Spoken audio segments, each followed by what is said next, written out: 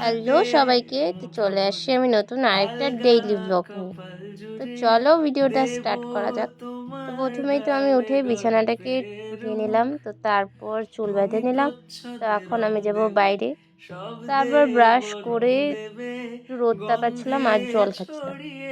জল খাইয়ে তারপরে আমি একটু চা বানাইলাম। তো সকালে তো চা খাবো, তার জন্য চা নিয়ে নিলাম। তারপরে আজকে আমি যাব রান্না করতে। ভাই আজকে আমি রান্না করব। তো যেরকম, তো মা এখানে পনির আনছিল, তো পনিরটাকে আজকে পনির রান্না করব।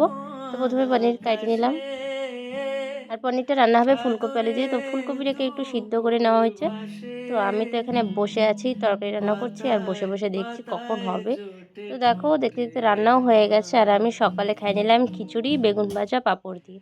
তো সকালের খাওয়া দাওয়া করে তারপরে ভাবলাম চুলে একটু তেল দিব আজকে। তো তার জন্য এই বোতলটাকে রোদ্রে দিচ্ছিলাম, নারকেল তেল যেহেতু জমে যায় ঠান্ডার দিনে। তারপরে তেল দিব, তো চুলটাকে ভালো করে আঁচড়ে নিলাম প্রথমে। তো এই বোতলে ঠিক করে দেওয়া যায় না, তো ওই বোতলটা দিয়ে আমি দিই তেল। তো তার জন্য এই তেলটাকে এখন এই বোতলে ঢালবো। তো এইটা দিয়ে দিলে আর কি খুব ভালো করে দেওয়া যায়। তো অনেক দিন থেকেই তেল দিই না, তো ভাবলাম একটু তেল দিই। তো এখন আমি দেখো এটা দিয়ে সুন্দর করে কিন্তু গোড়ায় গোড়ায় দেওয়া যায় তেল একা একাই। তো তার জন্য আমি এটা দিয়েই দিই বেশিরভাগ।